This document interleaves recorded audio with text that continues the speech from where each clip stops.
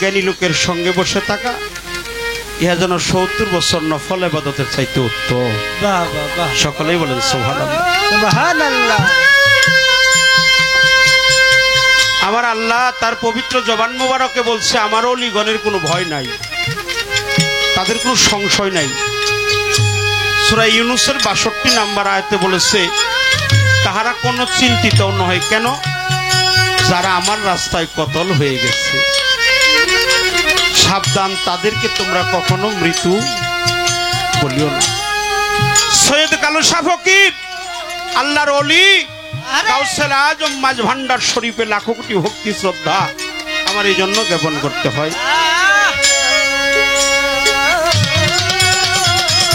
কবি বলেছে যেখানে দেখিবে ছাই উড়িয়ে দেখো তাই পাইলেও পাইতে পারো মানি করো তো। ভাগবতে আছে মাকাঙ্করাতি বাচালং লং হইতে গ্রিং যত কৃপাত মহং ভঙ্গে পরমানন্দ মাধব। যিনি বদির সেও কানে শোনে, যার চক্ষু নেই সেও চোখে দেখে, যার পা নাই সেও হাঁটতে পারে, যার হাত নেই সেও ধরতে জানে, যদি ওই মানুষটির প্রতি কোনো সাধুগুরু বৈষ্ণবের আশীর্বাদ।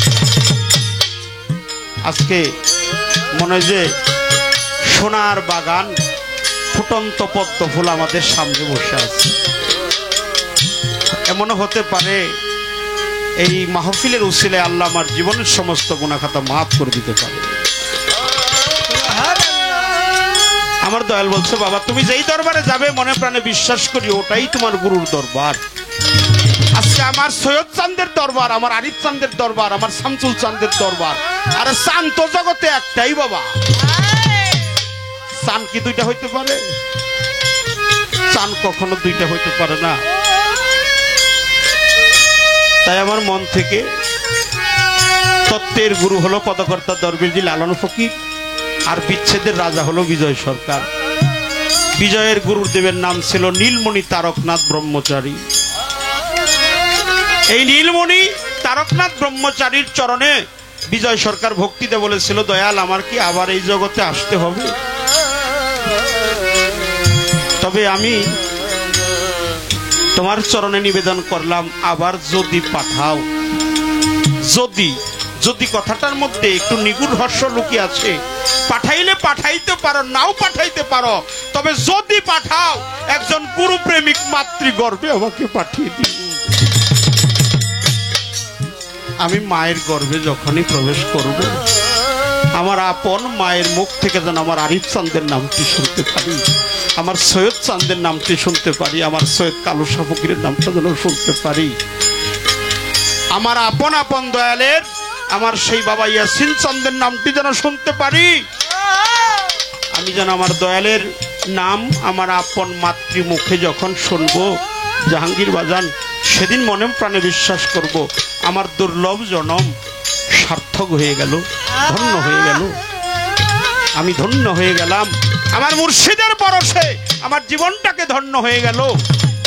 আজকে সকলের প্রতি শ্রদ্ধা ভক্তি নিবেদন করে মন থেকে একটি গান শামসুল চাঁদের দরবারে আসছি, সকলে আমাকে ক্ষমা করে দিবেন। আমি যে কথাগুলো বললাম আমি যেন ইহা কর্মগুণে বাস্তবায়ন করতে পারি, তাই আমার ছোট্ট একটি গান।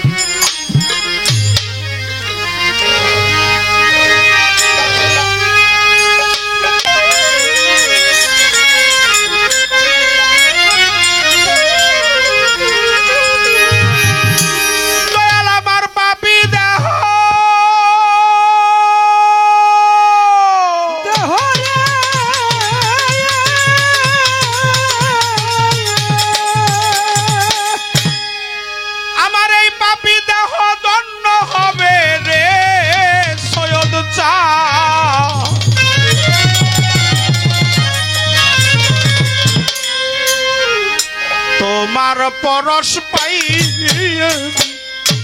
দরদি থাকব তোমার চরণ দাসী হইয়া, জনমে জনমে কালুশা থাকব তোমার চরণ দাসী হই।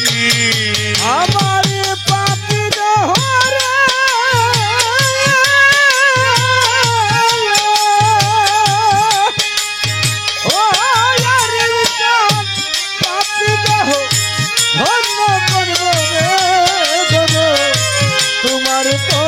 পায়ার দরদি থাকবো তোমার চরণ দাসী হইয়া আমি জনমে জনমে দয়াল থাকবো তোমার চরণ দাসী হইয়া। কেমন জানি হইয়া গেলাম গো বাজান তোমার রূপে নয়ন দিয়া রে সৈয়দ চাঁদ রূপে নয়ন দিয়া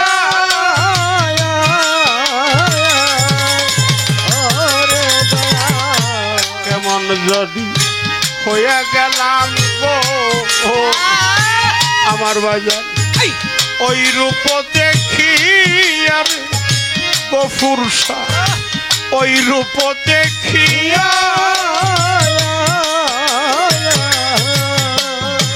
আমি আবার তুই নয়নে তাই না বলো ও রে আমার তুই নয়নে তাই না বলো ও রে দয়া তুই নয়নে তাই না বলো ও রে পুরুষি তোমাকে হারা আইয়ামি তোরদিন থাকবো তোমার চরণ দাসী হইয়া জনমে জনমে সৈয়দ চাঁদ থাকবো তোমার চরণ দাসী হই আমার পাপি দোহরে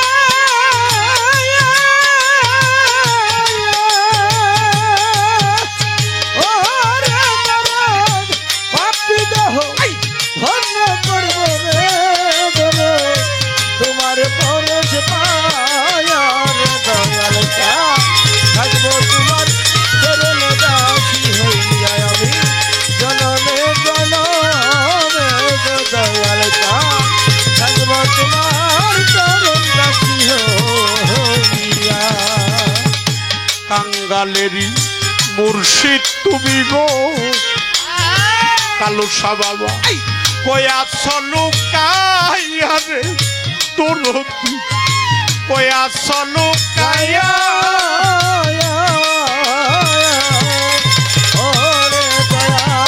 কাঙ্গালেরই বন্ধু তুমি রে আমার বাজার কয়া সলুকাইয়া রে মুর্শিদ কয়া সলুকাইয়া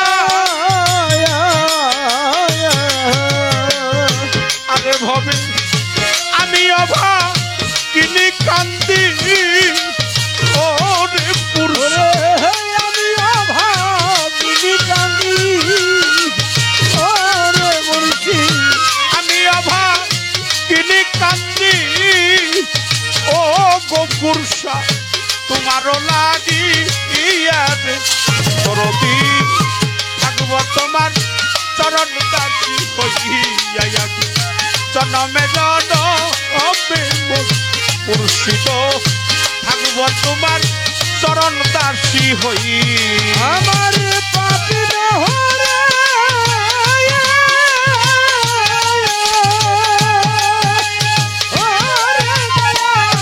পাপি দোহ ধন্য করব রে বলে তোমার পরশ পায়ার দয়াল থাকবো তোমার চরণ দাসী হইয়া আমি জনমে জনমে দয়াল থাকবো তোমার চরণ দাসী হইয়া। আবার যদি পাঠাও আমায় গো আমার বাজান মানুর জন্ম দিয়া রে মুর্শিদ আমার দুর্লভ জন্ম দিয়া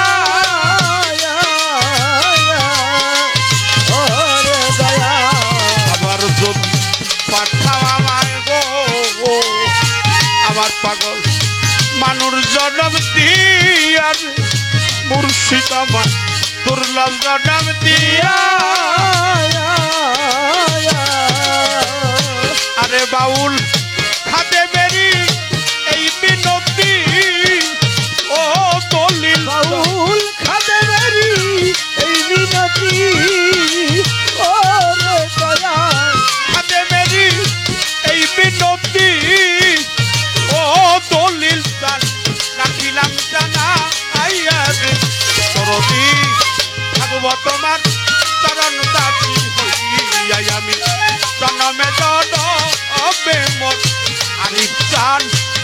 থাকবো তোমার চরণ দাসী হই আমি জনমে জনমে দয়াল চাঁদ থাকবো তোমার চরণে দাসী হইয়া আমি জনমে জনমে দয়াল চাঁদ থাকবো তোমার চরণ দাসী হইয়া দয়াল আমার পাপী